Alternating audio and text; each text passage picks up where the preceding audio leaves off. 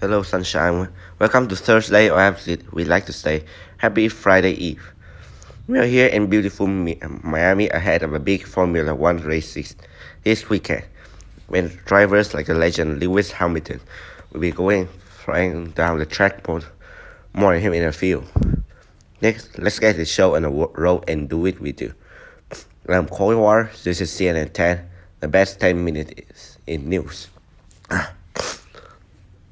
Let's start today with something that's making big headlines out of Hollywood and the entertainment industry, the writers' strike.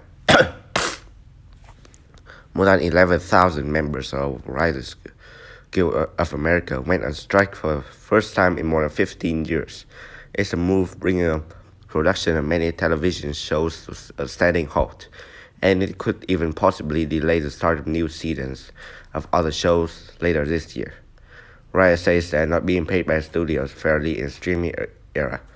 Union leadership says studios' response to our proposals have been wholly insufficient, given the existential crisis writers are facing, and that they are closing the door on the labor force and opening the door to writing as an entirely freelance profession. Now the Alliance of Motion Picture and Television Producers is a trade association that bargains on behalf of the studios, television networks, and streaming platforms. It said in a statement that its offer included generous increase in compensation for writers, but it's not willing to meet some unions' demands, such as requiring companies to staff television shows which with a certain number of writers for a specific period of time, whether needed or not. Many shows on cable and broadcast networks have already filmed their final episodes for the current seasons, but late-night shows will be the first to be impacted with the strike, as many of those shows have already announced they will be going dark this week. Our Stephanie Elam have more for us on the picket lines. These members of Writers Guild of America are out here in front of Netflix in Hollywood to voice their displeasure with contract negotiations and say that they are on strike because they need to make a living wage. A lot of these people live here in Los Angeles or New York, where those are two of the most expensive cities in the country, and they're saying they need to make a living wage and at issue. They're also saying that they should make more money for shows they do for streamers. They're saying that the business model hasn't adapted and are not getting a fair share. Also, they're saying they want to make sure that the writers' rooms are protected, and the number of writers who are on the show have viable work. They're saying that the studios are really pushing for the gig economy, and they're saying they can support their families that way. In fact, take a listen to one of the writers talk about their frustrations. This becomes a gig job rather than a stable job, and you're searching all year for your next job and your next job, and taking offers that are less and less than being told by companies. It is simply what we offer now. I'm not living. I'm not living in Beverly Hills. It's a struggle for everybody. It's hard. It's expensive to live in this town. And I think everybody struggles. Everybody trying to pay bills. Everybody trying to make a decent living and a decent wage. I don't think what we're asking for is unfair at all. Now on the other side, the studio are saying if that the business has changed. They're saying that they're feeling pressure from Wall Street to bring down how much they've been spending on all the shows that they're streaming and all the shows they are making. And they're saying they don't want to pay just to have writers in a room, and they're not working specifically on any show at that time. Of course, there's a very far gap between where they are right now.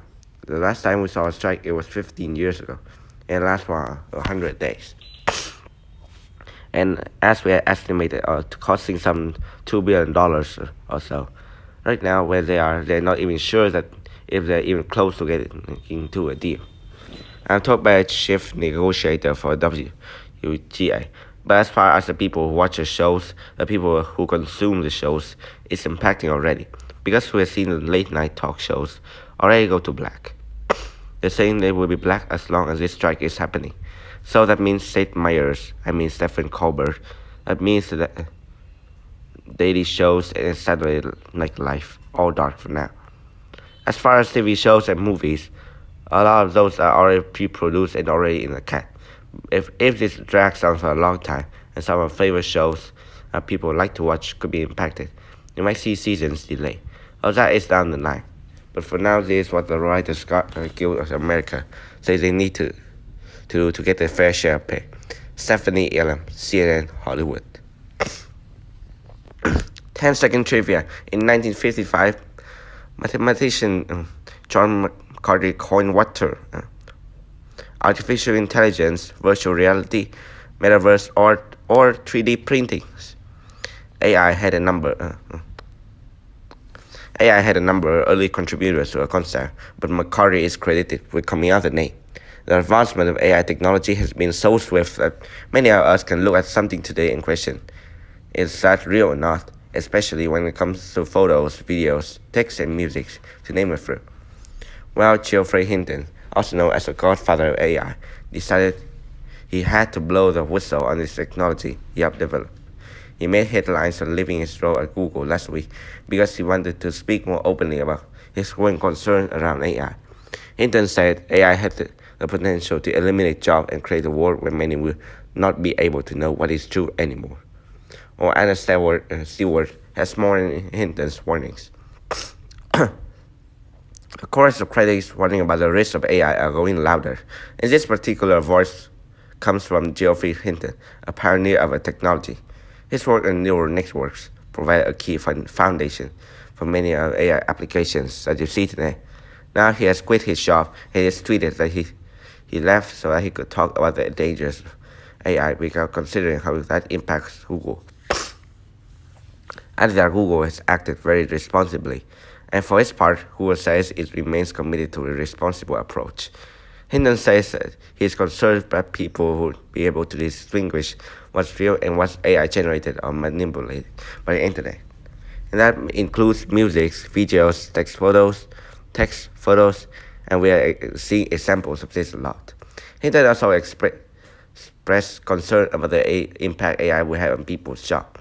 And that comment came as CEO of IBM in an interview. Bloomberg said, AI may replace up to 30% of 7,800 of the back office jobs. Finally, Hinton says that AI could become smarter than people and pose a threat to humanity, and he now thinks that will happen much sooner than he had once thought. Now all this, he says, has been exacerbated by a huge competition by the big tech companies. There's OpenAI, there's Microsoft, Google, IBM, Amazon, Baidu, Tencent. Already seem to position themselves in the AI space, but Hinton thinks perhaps there could be a pause. He says scientists should really work together at this stage to control the technology's sake. I don't think they should scale this up more until they have understood whether they can control it. Anna Stewart, CNN, London. Alright, today's story is getting a 10 out of 10. It's the one and only Lewis Hamilton, widely considered the GOAT, the greatest of all time in Formula One racing. He has more wins than any other drivers ever and a record-tying 7 world championships. He started driving karts as a kid, and some people made fun of him because he couldn't afford a fancy kart like the other racers. But Lewis' dad said, "Son, let the racing do the talking." And today, Lewis has built himself into a legend with hard work, dedication, and belief in himself. Do you know, youngsters today, they see social media and they think success is easy, and it's overnight. Not true. I think it's really important that they see legends like you have to grind before you shine. Well, that's one of the jobs coming when you look back. You just kind of giggle about it. Cleaning cars, probably. I was cleaning cars for like a dealer in town. I worked at a clothing store, and I worked in a sneaker store when I was like JD Sports when I was a kid. So I tried a bunch of different things, but I was always, when I was at work, all I was thinking of is how I'm going to win the next race. And yeah, I think you're right today. I think people do see successful people on social media and taught them how to understand how much crafting and taste become to get a good place. But the crazy thing is, I'm in my 70 years of this sport, and in 30 years, I'm still crafting. I still have to chip away. I'm still having to work. I'm still having to work like never before to be able to excel in a sport that constantly evolving. The competition is constantly rising. It's getting more and more. It's getting tougher and tougher by the year. You just got to have the winning mindset and also that believes in yourself that you will get there no matter how many times you fall.